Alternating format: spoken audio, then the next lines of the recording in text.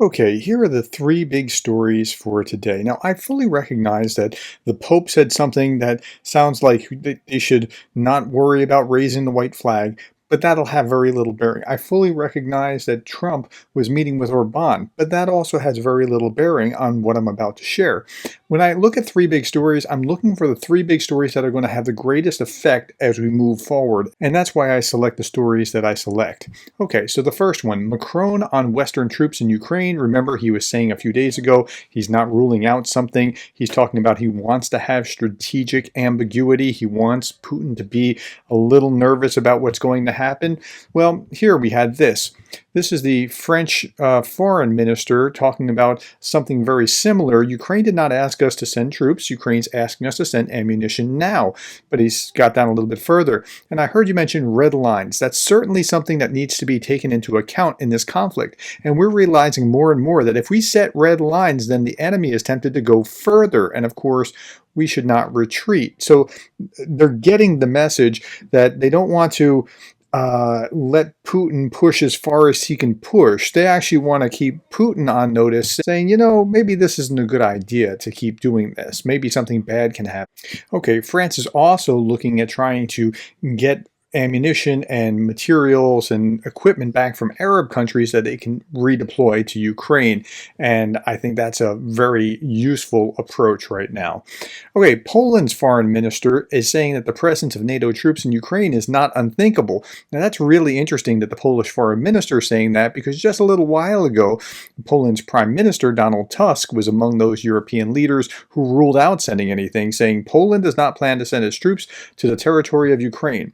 And then the foreign minister said, the presence of NATO forces in Ukraine is not unthinkable because it's about Putin being afraid, not us being afraid of Putin. That's right. If you want to de-escalate with a bully, you have to show the bully that you're not afraid of escalating. That's the way that you de-escalate. Otherwise, the bully naturally escalates and escalates and escalates. Okay, next story.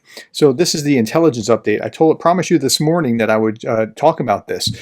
On March 1st, 2024, Russia introduced a 6-month ban on gasoline exports to stabilize prices in the domestic market amid rising demand. Well, what's going on there? Russian government resolution number 243 in 29 February restores the export embargo that had originally applied from 21 September to 17 November. So they're trying to stabilize the domestic market. Why? It's likely that Russia's refining capacity has been temporarily reduced by multiple Ukrainian uncrewed aerial vehicle strikes against refineries in Russia.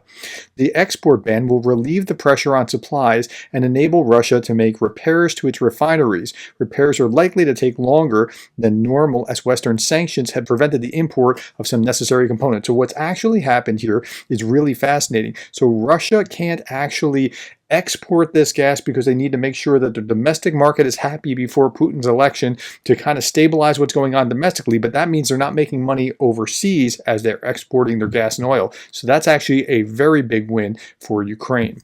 Okay, next, now for you conspiracy theorists, and I know this is not a big story, but I just want to show you this.